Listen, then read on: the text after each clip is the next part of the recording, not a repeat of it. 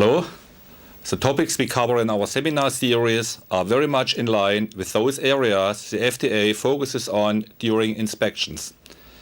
10 years ago, the emphasis was more on general requirements for GLP and GMP, whereby the FDA focused on equipment hardware.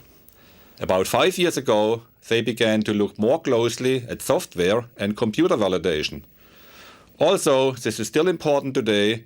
We are seeing more and more warning letters and 483 observations on system security, data integrity, and data traceability, one result of the release of 21 CFR Part 11.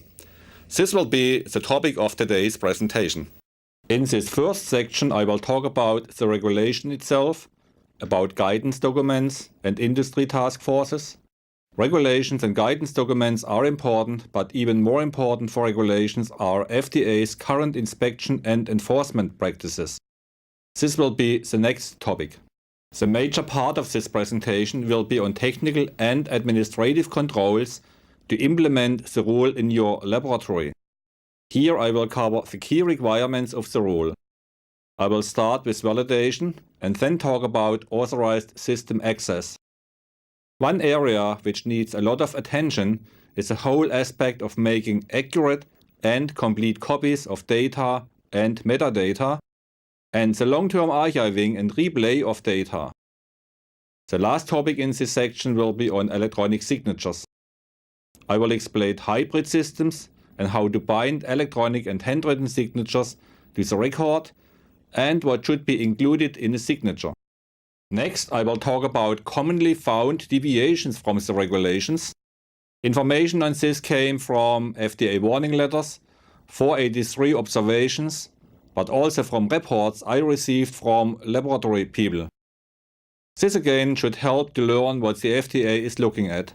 After learning about the regulation and FDA's enforcement practices, the real objective of this presentation is to give you recommendations on how to comply with Part 11 in the most cost-effective way.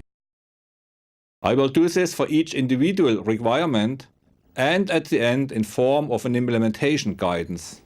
Because I cannot cover everything in 1 hour and because things may change, I will give you some useful resources where you can get further help.